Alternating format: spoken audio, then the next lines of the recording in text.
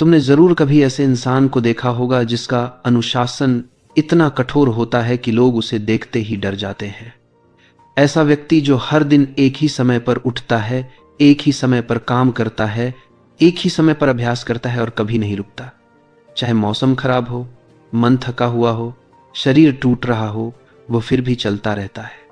और उसके आसपास के लोग कहते हैं यह इंसान सामान्य नहीं है।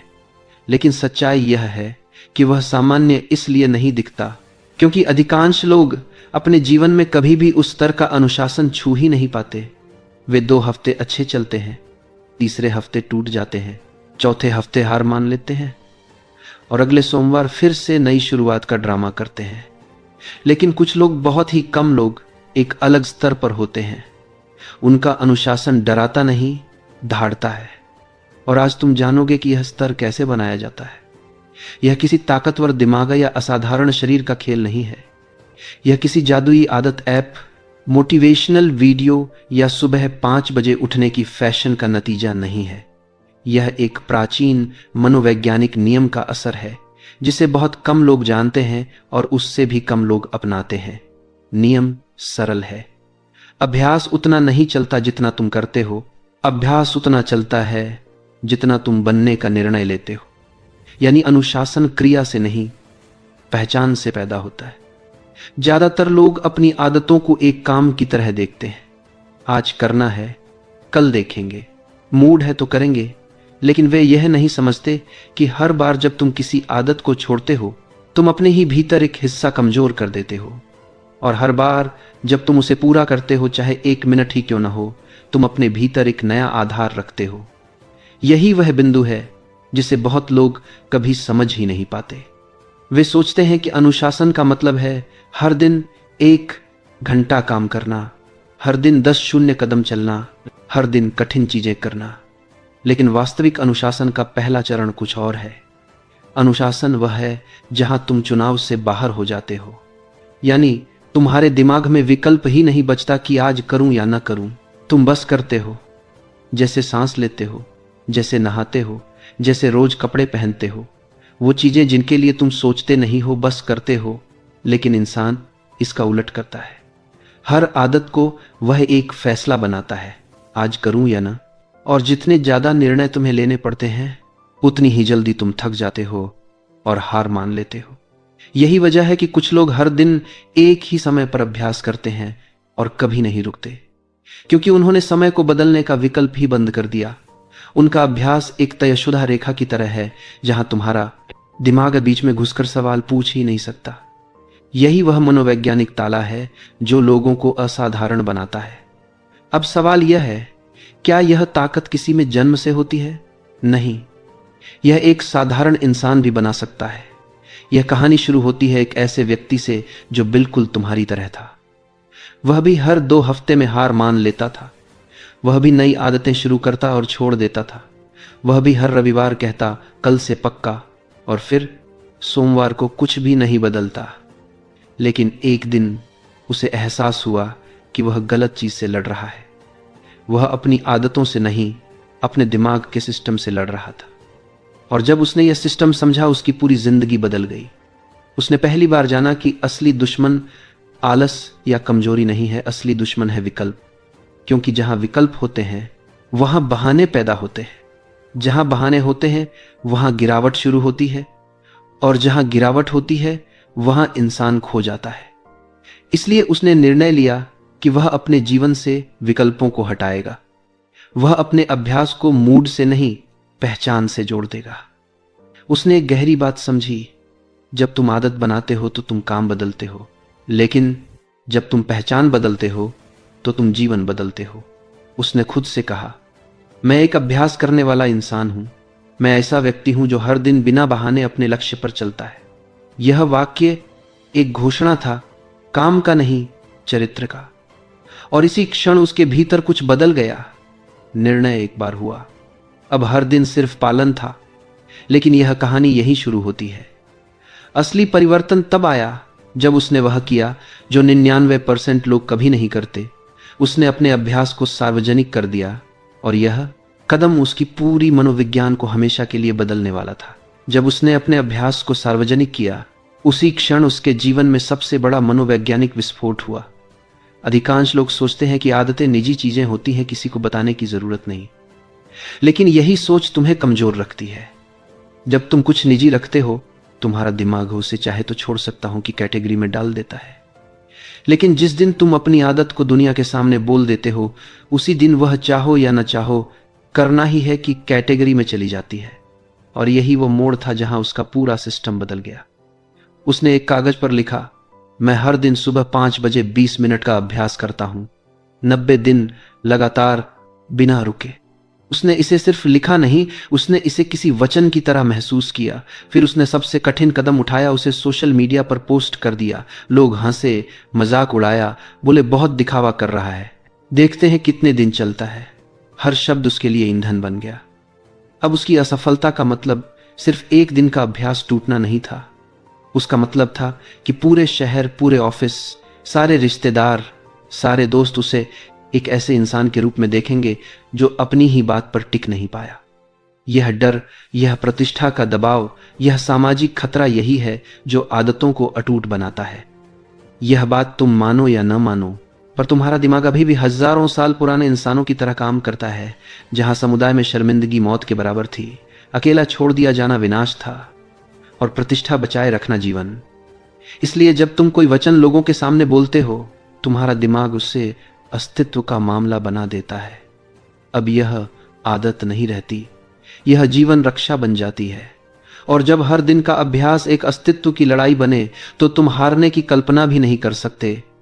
फिर आया असली युद्ध, सुबह 5 बजे उठने का। उसके दिमाग ने पहला ही दिन बगावत कर दी। आज नहीं, कल से ठीक से शुरू करूंगा, थोड़ा और सो लूं, एक दिन से क्या फर्क पड़ेगा, इतना सख्त बनने की क्या जरूरत है।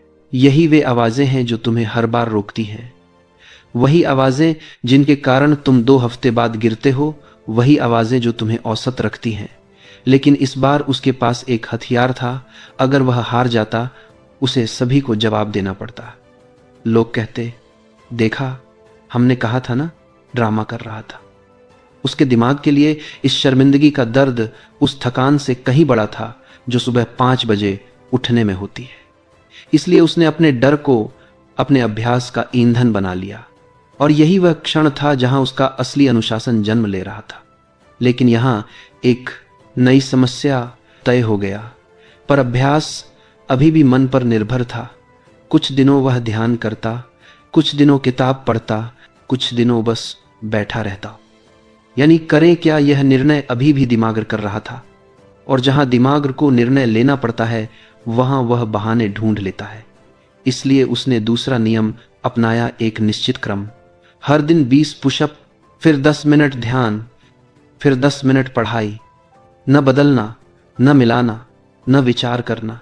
हर दिन बिल्कुल वही क्रम। तुम्हारा दिमाग विविधता पसंद करता है, क्योंकि विविधता निर्णय की जगह देती है। लेकिन अनुशासन विविधता से नहीं, दोहराव से पैदा होता है। और दोहराव तभी पवित्र बनता है जब तुम उसे सीमा की तरह अपनाओ। उसके दिमागन ने पहले 10 दिनों तक लड़ाई की। वह चिल्लाया, ये मूर्खता है, थोड़ा बदल लो, इतनी सख्ती क्यों।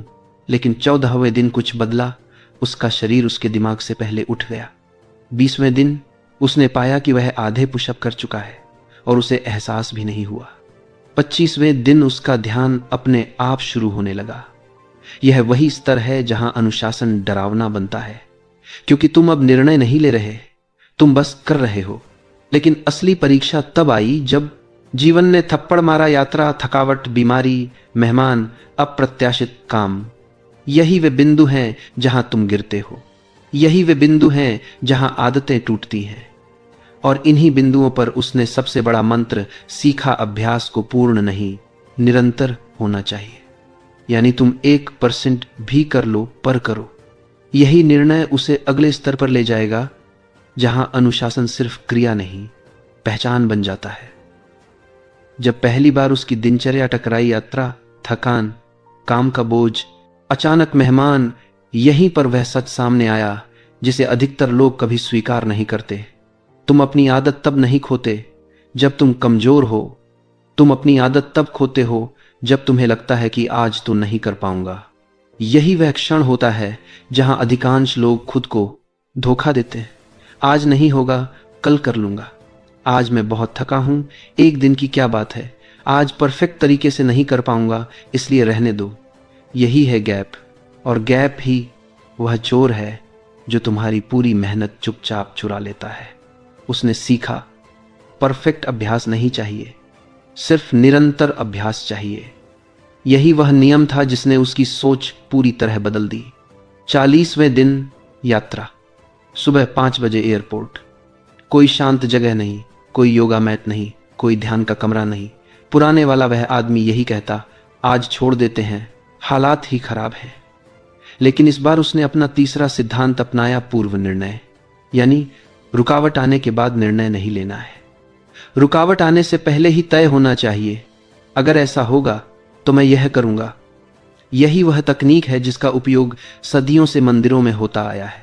अगर ध्यान हाल जल मग्न हो जाए, वे भोजनालय में बैठ जाते हैं।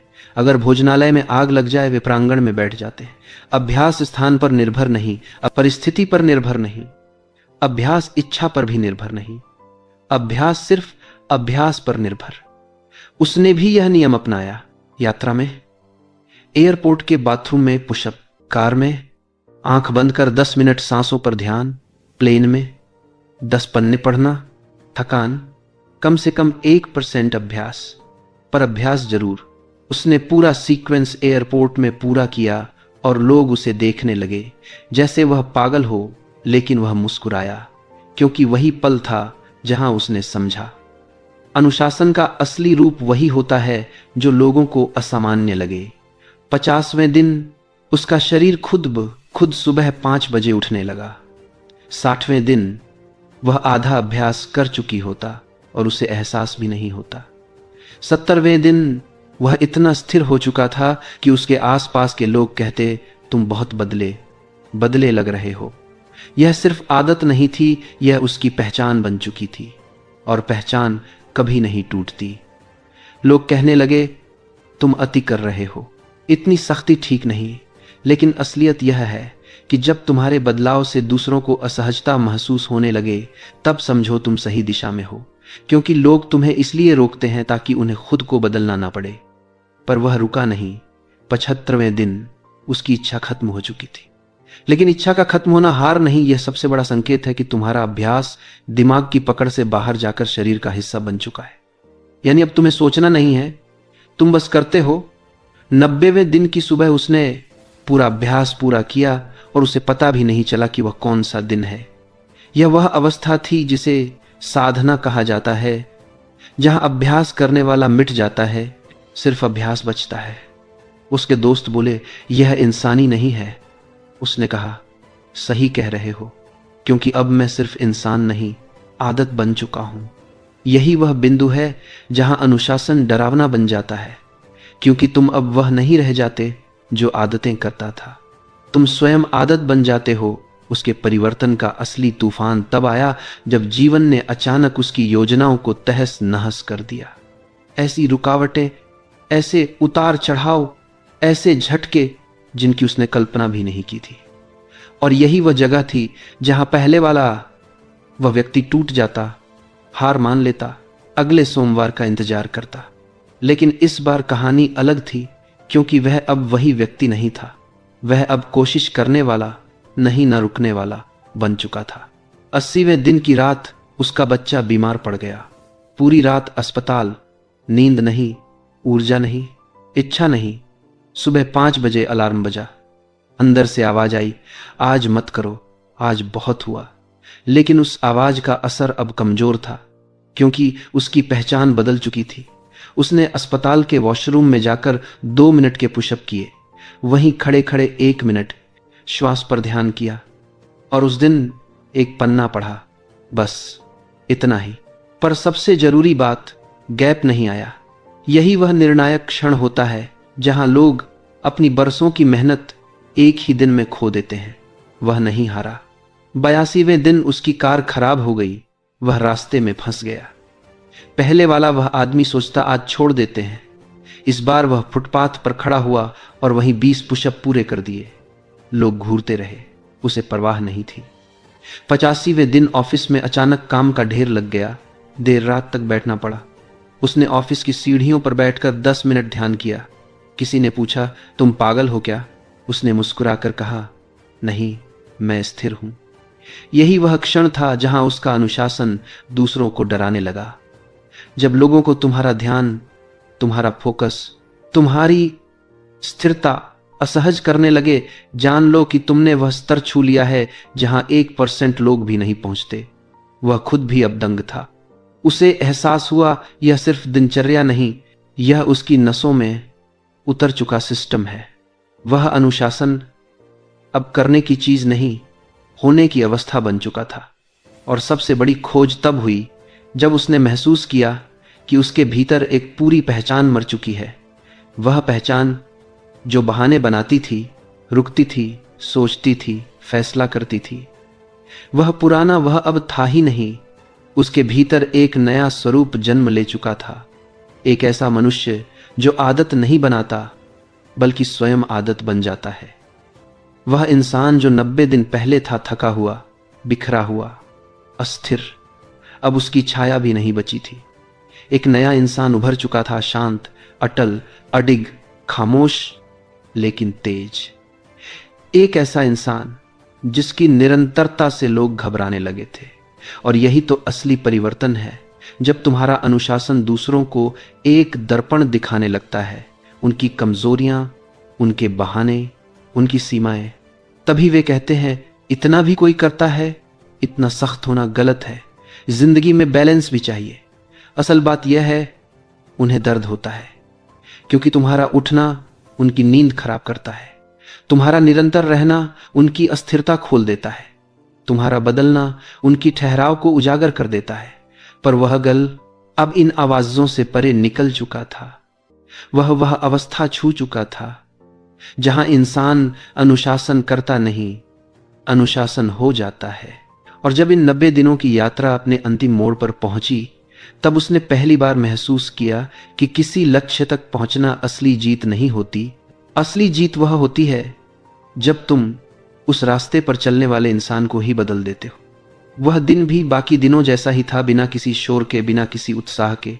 सिर्फ एक धीमी सुबह और एक शरीर जो अपनी ही लय में जाग रहा था, लेकिन भीतर कुछ बिल्कुल अलग था। पहले जहां हर सुबह एक युद्ध होता था बहानों का, थकान का, मन की चालाकियों का, आज वहां एक स्थिर खामोशी थी, एक ठंडा आत्मविश्वास, एक महसूस होने वाला परिवर्तन। अब वह अभ्यास नहीं कर रहा था, वह अभ्यास बन चुका था। अब अनुशासन उसके लिए मेहनत नहीं था, उसकी प्रकृति था। 90 दिनों का यह सफर किसी कैलेंडर की गिनती नहीं था, यह उसके पुराने स्वरूप का धीरे धीरे गिरना और एक नए अडिग स्वरूप का जन्म था।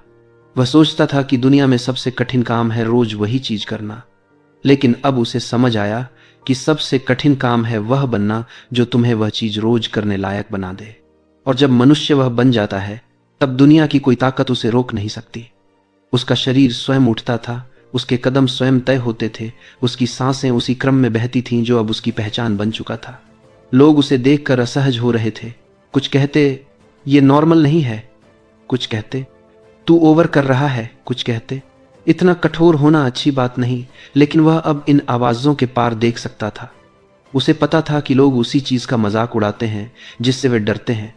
उसकी निरंतरता लोगों को उनकी अपनी टूटती आदतें याद दिलाती थी, उसकी स्थिरता उन्हें उनकी बिखरी जिंदगी दिखाती थी, उसकी संकल्प शक्ति उन्हें उनकी अधूरी कोशिशें याद दिलाती थी। इसलिए वे उसे बदलने की कोशिश नहीं कर रहे थे, वे खुद को बचाने की कोशिश कर रहे थे। लेकिन वह अब उस स्तर पर पहुंच चुका था जहां बाहरी शोर का कोई मतलब नहीं रहता। वह जान चुका था कि अनुशासन का असली रूप यह नहीं कि तुम रोज जीतते हो, बल्कि यह है कि तुम एक भी दिन हारने नहीं देते। वह समझ चुका था कि अभ्यास की ताकत उसकी मात्रा में नहीं, उसकी टूटन में छिपी होती है। एक दिन की ढील ही पुरानी आदतों को वापस आने का दरवाजा होता है, और उसने वह दरवाजा बंद कर दिया था पूरी तरह, स्थायी रूप से। अब वह वही व्यक्ति नहीं था जो कभी बहानों में डूब जाता था, जो हर सुबह अपने ही दिमाग की बातचीत में हार जाता था। अब वह व्यक्ति था जिसे बहाने छू भी नहीं सकते थे। वह अब विकल्पों वाला इंसान नहीं था, वह निर्णय बन चुका था। और जब मनुष्य निर्णय बन जाता है, तब दुनिया की कोई परिस्थिति उसे हिला नहीं सकती। उसके भीतर एक अदृश्य कवच बन गया था जिसे कोई थकान, कोई यात्रा, कोई बीमारी, कोई परेशानी भेद नहीं सकती थी। अब उसे अनुशासन बनाए रखने के लिए ऊर्जा नहीं लगती थी। ऊर्जा तो तब लगती है जब तुम मन से लड़ते हो। वह लड़ाई अब खत्म हो चुकी थी। उसकी पहचान बदल चुकी थी। वह एक ऐसा मनुष्य बन चुका था जिसके लिए गिरना असंभव है, क्योंकि उसने उस हिस्से को मार दिया था जो गिरा करता था। अब उसके भीतर सिर्फ वह स्वरूप बचा था जो हर हाल में खड़ा रहता है, चलता है, आगे बढ़ता है, चाहे मौसम कैसा भी हो, हालात जैसे भी हो, दुनिया कैसी भी हो। और जब लोग उसे देखते और कहते यार तू नॉर्मल नहीं रहा, तो वह हल्की मुस्कान के साथ सोचता यही तो मंजिल थी, क्योंकि नॉर्मल लोग वही परिणाम लाते हैं जो पूरी दुनिया लाती है, टूटे हुए संकल्प, अधूरे वादे और बिखरी हुई कोशिशें। पर जो लोग असामान्य बनने की हिम्मत रखते हैं वही दुनिया में कुछ बड़ा करते हैं। अब उसकी यात्रा एक संदेश बन चुकी थी। अनुशासन वह नहीं जो तुम रोज करते हो, अनुशासन वह है जिसके बिना तुम रह नहीं सकते। अब वह ऐसा मनुष्य बन गया था जिसकी निरंतरता दूसरों को डराती थी, जिसकी मजबूती दूसरों को सवालों में डालती थी और जिसका बदलाव दूसरों को अपनी जिंदगी पर पुनः विचार करने के लिए मजबूर कर देता था। यही वह अवस्था है जिसे साधक लोग नया जन्म कहते हैं, जहां तुम अपने पुराने स्वरूप की राख से उठकर वह बनते हो जो तुम हमेशा होना चाहते थे लेकिन बनने से डरते थे। और अब वह जान चुका था तुम जब तक बदलने की कोशिश करते रहोगे तब तक नहीं बदलोगे। तुम तभी बदलते हो जब तुम वह व्यक्ति बन जाते हो जिसके लिए पीछे लौटना असंभव हो जाता है।